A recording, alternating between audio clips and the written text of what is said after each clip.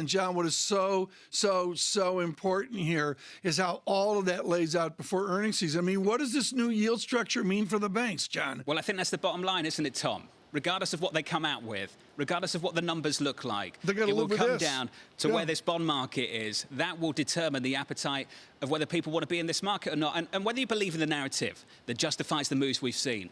Once the price starts to shape the narrative, Tom, these kind of stories in these kind of markets can run away with themselves. Abby Joseph Cohen scheduled to be with us. She will give us perspective on courage to be in the market. Evan Brown joins us now, UBS Asset Management Head of Multi-Asset Strategy. Evan, let's just start with this bond market move. What did you and the team make of it?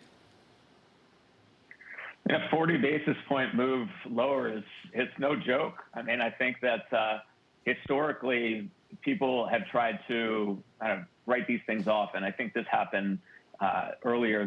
This move as well is that, oh, it's technical factors, oh, it's short covering, oh, it's foreign investors coming in and hedge yields. But 40 basis points is really meaningful, and I really think what the market is doing is it's reassessing how confident it is in the growth outlook. Maybe this Delta variant is a bigger deal. Maybe this excess of consumer savings is not going to be put to work immediately. Maybe it's that the fiscal impulse is going to pull back too quickly. So I think all of that, we have to take the move in the market seriously. I like your single sentence, Evan Brown, managing risk within a volatile summer.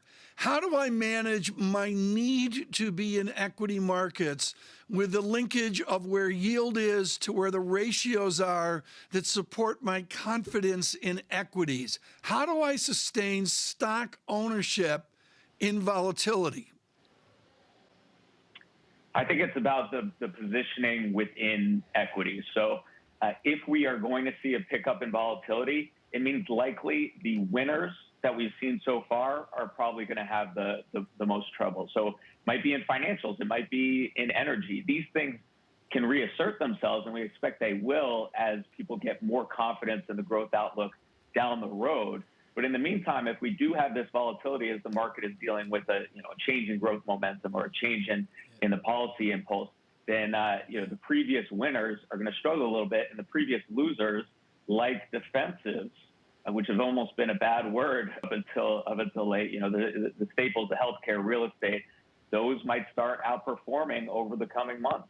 Well, but Evan, is this really a change in attitudes about the expectations for growth, or more about the complexion of what that growth is going to bring along with it? Yeah, so I think it's a question of the just how strong growth is going to be. So I don't think anyone doubts that growth is going to be strong the rest of the year, and growth is going to be quite solid next year. It's just relative to expectations. We came in with expectations so high, and now there's some questioning of that, and so I think that's what's leading to this reassessment.